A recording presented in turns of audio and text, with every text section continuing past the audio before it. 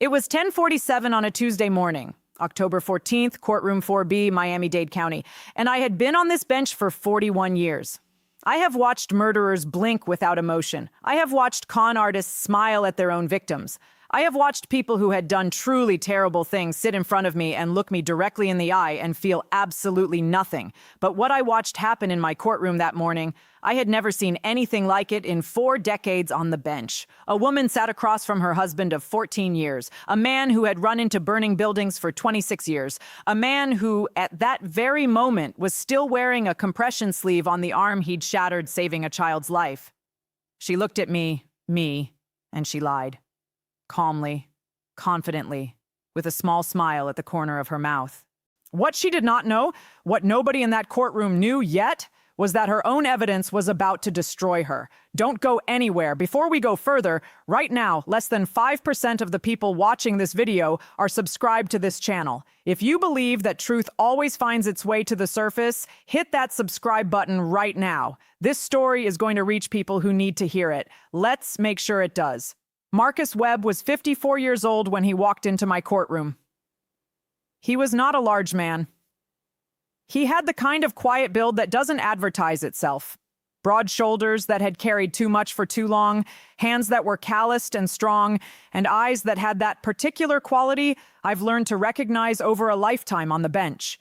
The eyes of someone who has seen real suffering and chosen, deliberately, to remain gentle anyway. Marcus had spent 26 years as a firefighter and paramedic with Miami-Dade Fire Rescue. He joined at 22, fresh out of community college because, and I'm quoting what he told me in pretrial documentation, someone needed to, and I figured it might as well be me. That sentence tells you everything you need to know about Marcus Webb. He served 3 tours as a volunteer disaster responder after Hurricanes Irma and Maria. He was certified in technical rescue, hazmat operations, and pediatric emergency medicine. In 2019, he received the Medal of Valor, the department's highest honor, after pulling 4 children and an elderly woman from a collapsed parking structure during a gas explosion. He dislocated his shoulder doing it and didn't report to the medical station until all 5 were loaded into ambulances.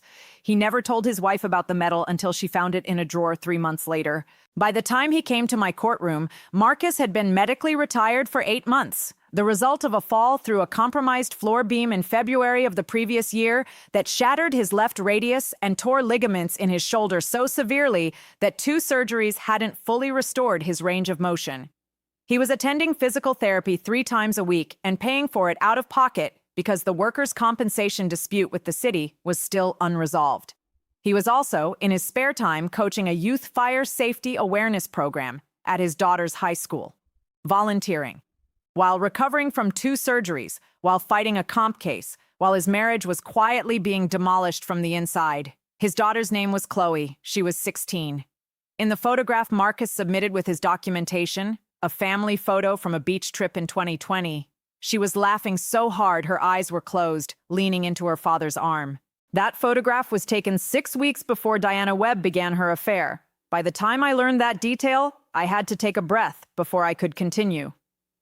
Diana Webb arrived in my courtroom that Tuesday morning wearing a Valentino crepe blazer, retail price approximately $3,200, paired with what I later confirmed were John Vito Rossi heels that run about $950 a pair. Her hair was freshly done. Her nails were a precise pale blush. She looked, frankly, like she was attending a networking lunch, not a divorce proceeding. She was accompanied by her attorney, a man named Preston Caldwell, whose firm charges $625 an hour and whose client list includes 2 sitting city commissioners and the kind of real estate developers who name buildings after themselves.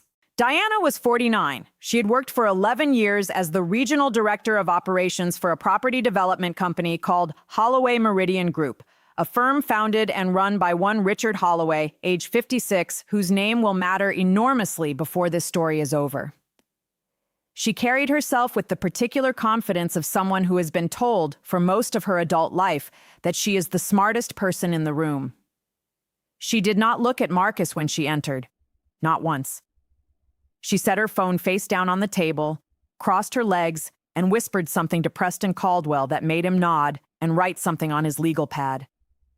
The legal theory Diana was pursuing was this: that Marcus Webb, The man with the Medal of Valor, the compression sleeve, the volunteer youth coaching, was a controlling, emotionally abusive husband who had tracked her location through her phone, monitored her finances, and isolated her from her professional life. She was seeking the family home, valued at $680,000, full custody arrangement favoring her schedule, and a division of marital assets that conveniently excluded the $87,000 that had quietly left their joint accounts over the preceding 4 years.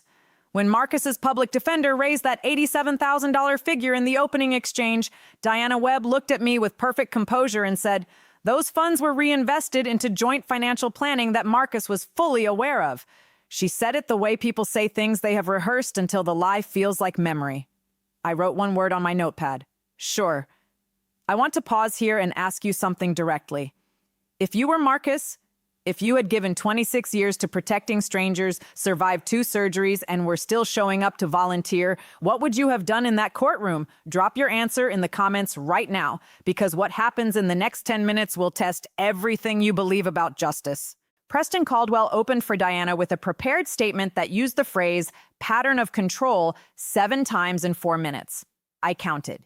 He presented a timeline, carefully curated, suggesting that Marcus had used a family sharing app on their phones to, quote, surveil Diana's movements. He argued Marcus had restricted Diana's access to financial accounts. He characterized Marcus's long work hours as deliberate emotional abandonment. I let him finish. Then I looked at Diana directly. "Mrs. Webb," I said, "the phone sharing application you've referenced, who installed it?" She didn't blink. "Marcus did, without my consent." "And you used it yourself during that period?" A small pause. "I may have opened it occasionally, yes." "To check Marcus's location?" "Out of concern. He worked in dangerous conditions." I nodded slowly. "I've been doing this long enough to know that you let people finish building their own traps." Marcus's attorney, a young public defender named Angela Torres, who, I want the record to reflect, was sharper than attorneys charging 10 times her rate, then requested to introduce Exhibit 7, the full location data from the shared family app. Both directions, every ping, every timestamp. Preston Caldwell stood up so fast his chair scraped the floor. "Your Honor, this evidence was obtained through—" "Mr. Caldwell," I said, "sit down. You subpoenaed these records. Both parties' data is in scope." He sat. The data covered 47 months. Marcus's pings were almost exclusively 3 locations: the fire station, their home, and Chloe's school. Diana's data told a different story. Angela Torres placed the printed log on the projector, highlighted in yellow. 147 individual location pings at the Brickell Bay Tower Hotel. A hotel where, as it happened, Richard Holloway of Holloway Meridian Group maintained a permanent executive suite. The courtroom went very quiet. Diana Webb's composure did not crack. I'll give her that. She straightened slightly and said, "Business meetings with my employer are not evidence of misconduct." 147 meetings, I said, including 14 that occurred on Saturdays, 11 on Sundays, and 3 on Christmas Eve. Silence. "Your Honor, the nature of real estate development requires—" "Mrs. Webb." I removed my reading glasses and set them on the bench. "In 41 years, I have given a great deal of benefit of the doubt. I want you to understand that I am not giving any today." She looked at me. I looked back. "Do you have anything you would like to revise in your testimony?" "No, Your Honor. I stand by everything I've said." That was the moment. That was when I knew. Not because of the hotel data, though that was damning enough. Not because of the $87,000, though that number had been bothering me since the moment I read the file. It was the way she said it, the practiced stillness of someone who has been lying for so long that they've stopped being able to distinguish the lie from the truth.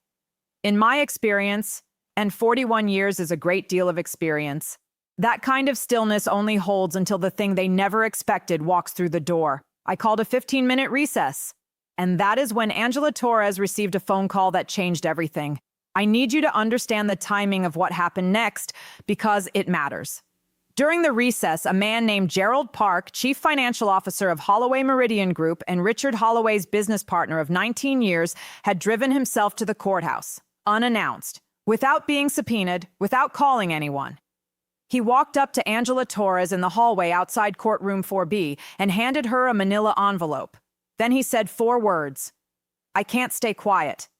Inside that envelope were internal company financial records showing that in March of 2 years prior, a business acquisition loan of $340,000 had been processed through Holloway Meridian Group using a co-signer's credit profile. The co-signer's name on the notarized documentation? Marcus Webb. Marcus, who had no knowledge of any loan. Marcus, whose signature, as a forensic document examiner would later confirm, had been forged. Marcus, whose credit score of 791 had been used without his consent to secure nearly $350,000 for a company run by the man his wife had been meeting in a hotel suite for 4 years. I called the courtroom back to order. When Angela Torres presented the envelope and explained what it contained, I watched Diana Webb for the first time lose control of her face. It was not dramatic. There were no tears. There was no outburst. Her jaw simply shifted, the way a wall shifts before it falls. A small, involuntary movement that lasted less than a second. But I saw it. I've been watching people's faces for 41 years. I don't miss much. I looked at her attorney. Preston Caldwell had gone the particular shade of pale that 625 an hour attorneys go when they realize their client has not, in fact, told them everything. Mr. Caldwell, I said quietly, I'm going to give you 5 minutes to confer with your client. And I'm going to strongly suggest that when you return to this table, you have a very different conversation than the one you planned. He nodded once, tightly. I then looked at Marcus Webb. He was sitting perfectly still. His hands were flat on the table, his jaw was set, but his eyes, those careful, quiet eyes, were focused somewhere past Diana. Not at her, through her.